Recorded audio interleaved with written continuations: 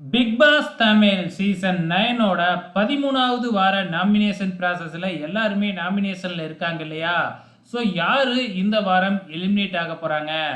கண்டிப்பாக 2 பேரை தூக்கிறதுக்கு இந்த வாரமும் அதிகப்படியான வாய்ப்புகள் இருக்குது.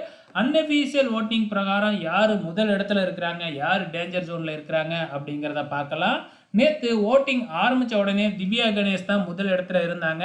ஆனால் காலையில் பார்க்கும் பொழுது வினோத் வந்து முதல் இடத்துல வந்துட்டாப்புல. எப்பயுமே ஆரம்பித்தாலும் வினோத் தான் முதல் இடத்துக்கு வருவாப்புல. நேற்று ஒரு நாள் மட்டும் திவ்யா கணேஷ் முதல் இடத்துல இருந்தாங்க. இப்போ வினோத்தோட வாக்கு சதவீதம் பார்த்தீங்கன்னா 28.64 வாக்கு சதவீதத்தோட இப்போ முதல் இடத்துல இருக்கிறாங்க.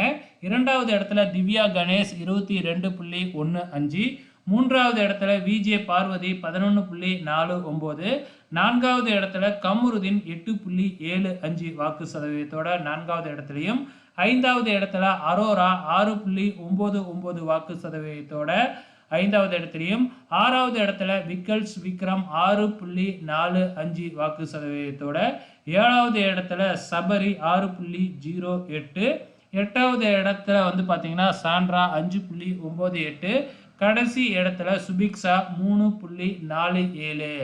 ஆக மொத்தத்தில் அன்அஃபீஷியல் ஓட்டிங்கில் இருக்கிற பிரகாரம் எலிமினேஷனே நடக்க மாட்டேங்குது. யாரை வேணுமாலும் பிக் பாஸ் எலிமினேட் பண்ணுவாங்க. இந்த முறை தான் ஓட்டிங் பிரகாரம் எலிமினேட் பண்ணலை அப்படின்னு நான் நினைக்கிறேன்.